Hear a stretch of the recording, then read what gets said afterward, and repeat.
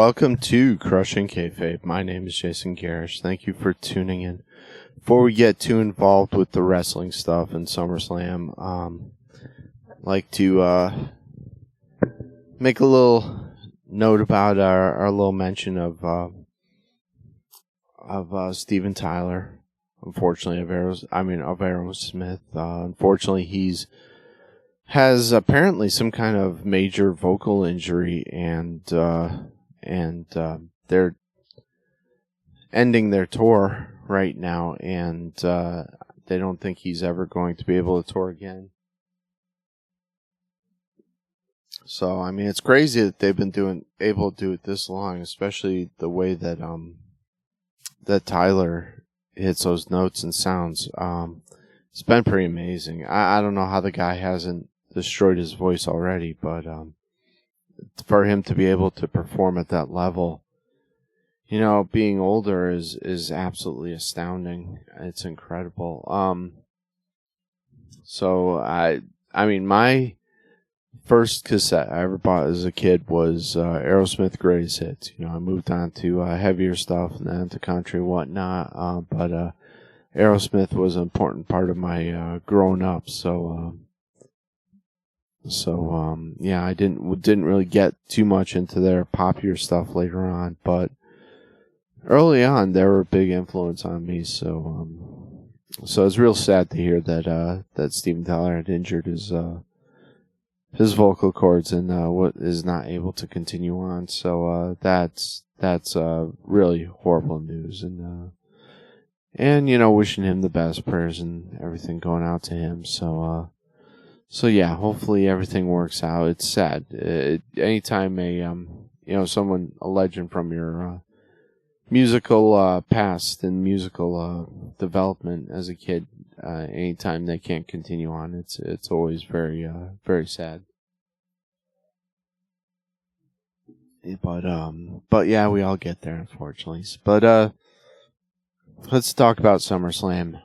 I'm recording this on Sunday night because my son's first day of school is Monday, so I'm not gonna have time tomorrow to do this. I'd like to devote that time to his schooling and whatnot. So and all the stuff I'm gonna have to get through tomorrow. Plus, I have fillings I gotta get put in, and I know I'm not gonna be able to talk or feel like talking after that. So I figured I'd do it tonight, which is probably pretty good because SummerSlam is still kind of fresh in my mind. Even though I had to get up at 4 this morning after it lasted till about 10 o'clock Central. So yeah, SummerSlam. I did not get to see much of the pre-show, so I can't really comment too much about that. But I did see Jelly Rolla singing God Bless America. Did a pretty good job, and you could tell it was live, which was really cool. And then he sang his new tune, Liar, which was cool. Opened up the show with Liv Morgan versus Rhea Ripley, and pretty much went the way it should. Liv will never be a great technician in the ring, so she has to do stuff psychologically, like the exiting out of the ring, going back in, back out kind of thing, breaking the count to her advantage, and she did it extremely well. She's really starting to adapt and mold into this new personality and new persona, and she's doing a great job. And I never thought I'd say that about Liv Morgan, to tell you the truth. I mean, I don't think she's ever going to produce a 5-star match, but she is doing some work recently, which is really entertaining. The whole interaction between her, Dom, and Rhea is great. We had at one point, Rhea was about to hit Liv with a chair, and Dom actually grabbed the chair and pulled it from Rhea. I think he said something to the fact of can't win the title like this multiple times to her, and you were starting to kind of have your doubts that he was going to turn on her, and we're kind of thinking maybe Dom is going to be loyal to Rhea, but we had after after the whole situation with the chair, we got into a point where Dom was talking to the ref and trying to show him, well, at least what appeared to be trying to show him that the chair was in the ring and all this, and basically distracting the ref without appearing to obviously distract him. And when he was doing that, Liv hit the Oblivion into the steel chair, and Liv retains the title. And after that, Dom and Liv kiss and leave the match together. So my prediction on that was dead on, I think. If I remember correctly, we had the double cross with Dom double crossing Rhea, and yeah, that sets up the feud further. Obviously, Rhea didn't get the title, Liv retains, and kind of makes some interesting things going on with Judgment Day, which continues to implode and kind of bursts apart at the seams. So let's see. We had they left the match together. Next, we had Braun Breaker versus Sami Zayn. Braun wins, pretty much as I predicted. I'm super happy about that. I'm glad to see Braun get the Intercontinental title. They're skyrocketing this guy to main event status. He's not. I don't think he's going to have that title for all that long. I think he's eventually going to be elevated to main event status pretty quickly. I mean, this kid is so explosive. I say kid, but this guy is so explosive. And he can talk, and he's a Steiner through and through. This guy kills it. He looks like $1 million, and he's great in the ring, wicked explosive, and I'm glad they put the belt on Braun, and we're probably going to see Sammy get involved with the bloodline thing. That would be my guess. If I'm looking tired, it's because I am. I'm sorry. I worked the full day and had to get up at 4 in the morning. So let's see. Braun wins. We had Logan Paul versus LA Knight for the U.S. title. LA Knight wins the title. In this, there was a bad bump Logan Paul took. It looked like he landed on his head after coming off the top rope. Man, I thought I thought this dude was dead for a split second, but he seems to have no side effects from the botch, so he seems to be okay. There, I know maybe some people were wondering if there was an audible call during the match. I don't think so. I think LA Knight was intended to win this all along. So after he wins the title, we had Bayley come out. Bayley went old school with the ring attire. Looked pretty good. Kind of harkening back. It's about time. A lot of the podcasts have been kind of yearning for this for a while now, so it was good to see her in the old ring gear, or something beckoning back to the old ring gear with the colors and whatnot, because it's what the fans want. They really want her to return to the old school Bayley hugger kind of thing. We had Tiffany at one point come out with the briefcase. Hadn't officially given the briefcase over to say she was going for the title. Nia Jax wins the title off of Bayley. I think this is just going to create a feud between Nia Jax and Tiffany. We'll probably play this out for a number of months, and then I think Tiffany's probably gonna.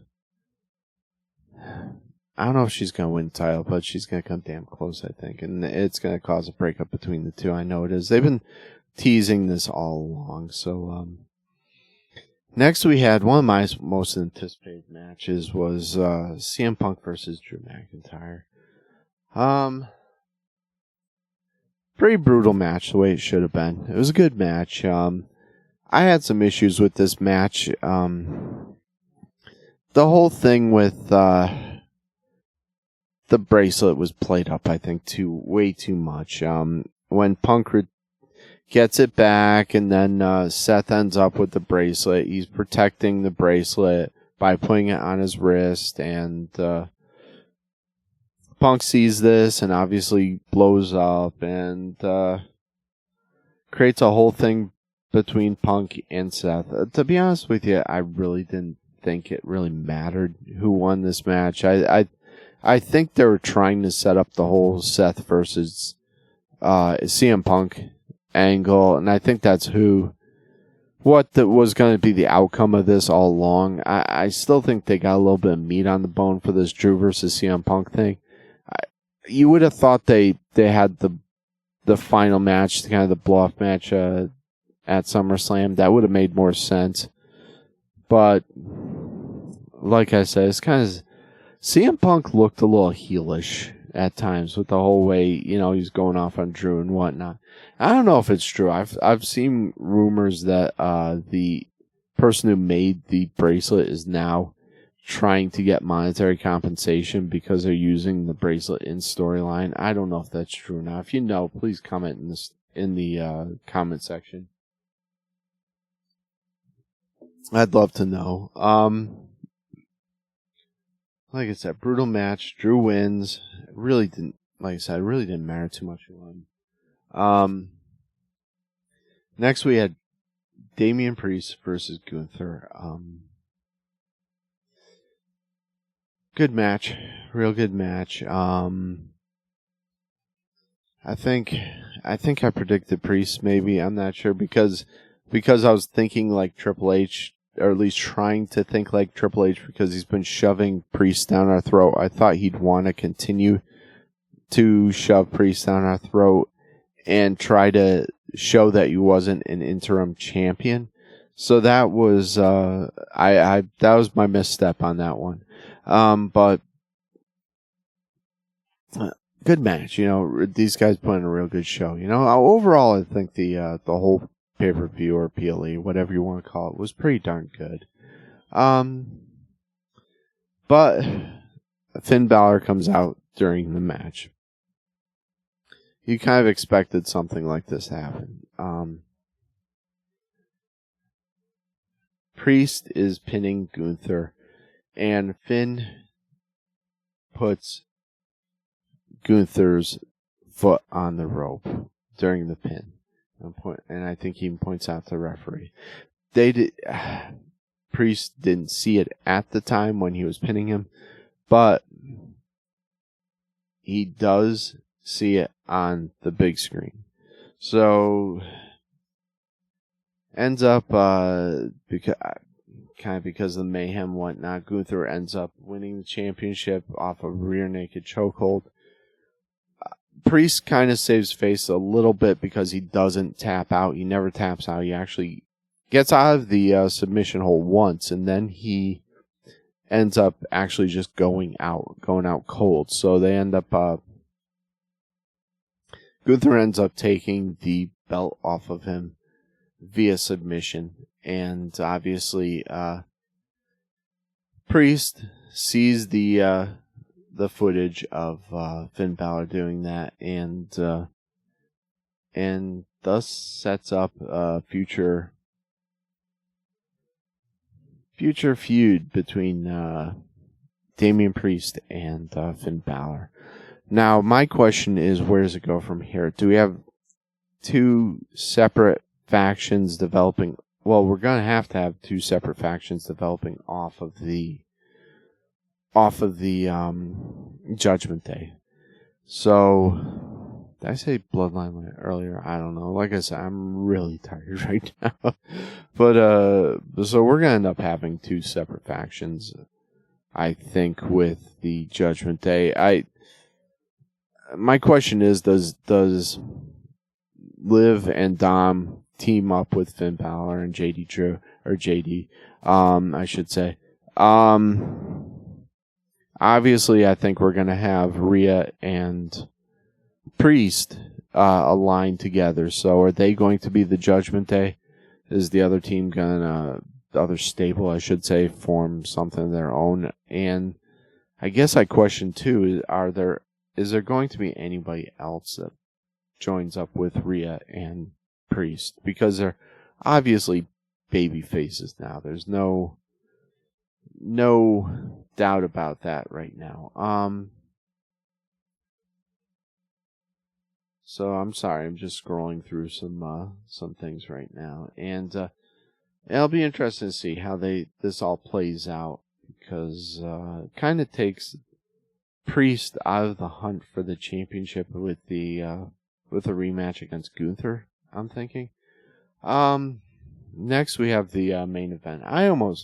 This is so bad. I almost forgot completely about this because it was 9 o'clock, almost exactly. I was ready to go to bed. I was like, but we had Cody Rhodes versus Solo Sikoa.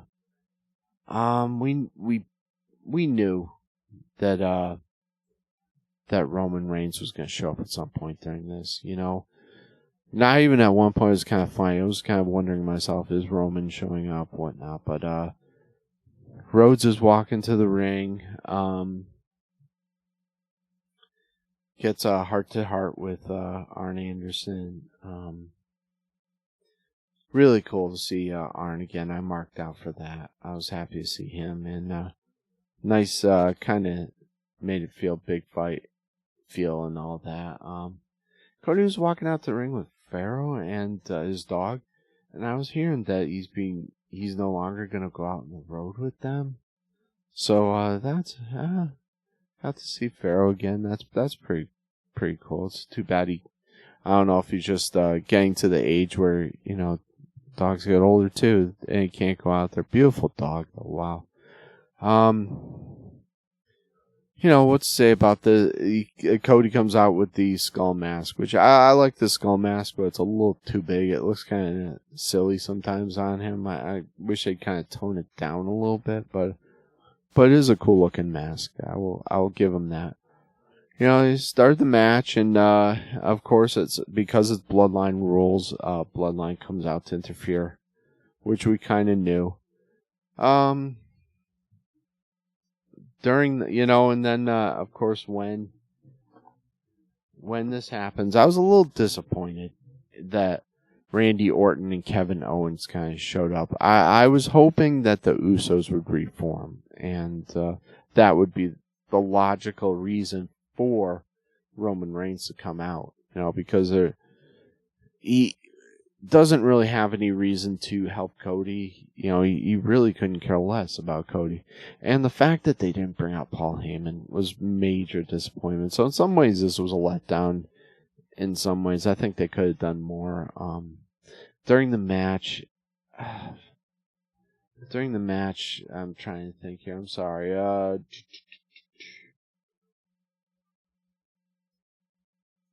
Jacob Fatu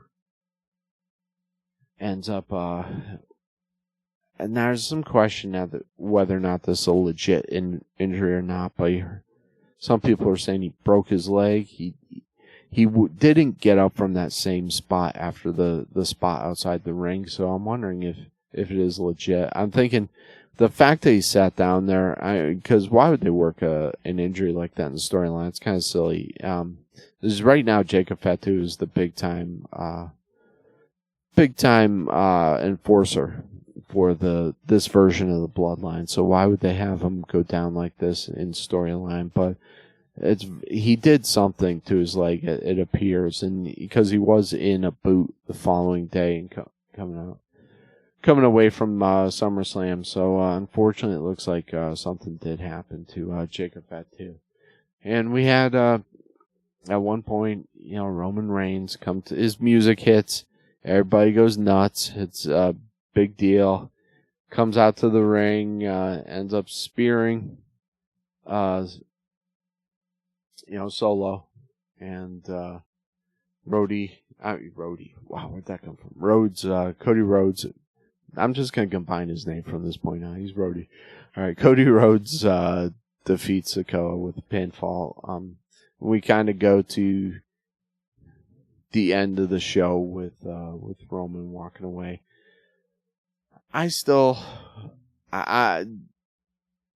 for the most part, I enjoyed a lot of this show. I think it's sad that was probably the biggest letdown for me. That they incorporate more of a storyline using the Usos into it. That bothers me, and the fact that it was Randy Orton KO that came out. That was kind of silly because it kind of makes that Arn Anderson's speech beforehand seem kind of weird because why would there's no big surprise in Orton or KO coming out, so it kind of felt like a little bit of a misfire. I think they would have been better served if they had actually done something with the Usos and reunited them. I think that crowd would have lost their absolute mind if that happened. But I guess and I think that might have been the original plan. I don't think they expected Jay to get this over with such a silly expression and selling so much merchandise. So that's maybe why they might have had that planned at one time and then put the brakes on it. And who knows, that could have been during the show for all we know. But all in all, a pretty darn good pay-per-view, or PLE, sorry. I told you it's going to take a long time for me to get used to that. At one point, I got extremely distracted. I had to actually fix an outlet in our house because the one was getting a little hot where my son's AC is hooked up. That shows you how much we've been using the AC. It's been ridiculously hot in Tennessee for a long time now. So those ACs have been going crazy for a while now. But like I said, hopefully everybody enjoyed the show. Hopefully everybody enjoys this show. Let's remember to check out crushingkayfabe.com, crushing with a K. Check us out on Patreon. For just $1 a month, you can get the shows ad-free, get the video and audio ad-free, and you'll be helping out the show. You'll be, helping out with the lighting and whatnot, and paying the bills. So that would be great. Make my time worth something here. But yeah, I'd like to give a shout out to Then and Now, like I do every week. We've got a booth there, Then and Now Flea Market in Trenton, Tennessee, Western Tennessee. I will be performing there next Saturday, so August 10th, I will be performing there at about 10 in the morning, and onwards, I'll probably be there 4 or 5 hours or so. So if you get a chance, please come down. I'd love to see you guys and support the place. It's a great place. Owner's awesome, and I love to see local businesses do well. So every year I've been doing this, helping her out, and plus it's mutually beneficial because we have a booth there too. So it helps all of us out, But check us out, Then and Now, August 10th, around 10 in the morning, 10 a.m. Please, if you're in the area, come by and tell. If I could speak properly, that would be amazing. Tell the owner that Crushing Kayfabe sent you, and let's see what else we got going on. That's about it. Like I said, check us out on YouTube, Patreon, Spotify. Like us on Facebook, and prayers and thoughts going out to the Ukraine, going out to Israel, and everybody be safe out there and keep cool. All right. Thanks for tuning in, and God bless.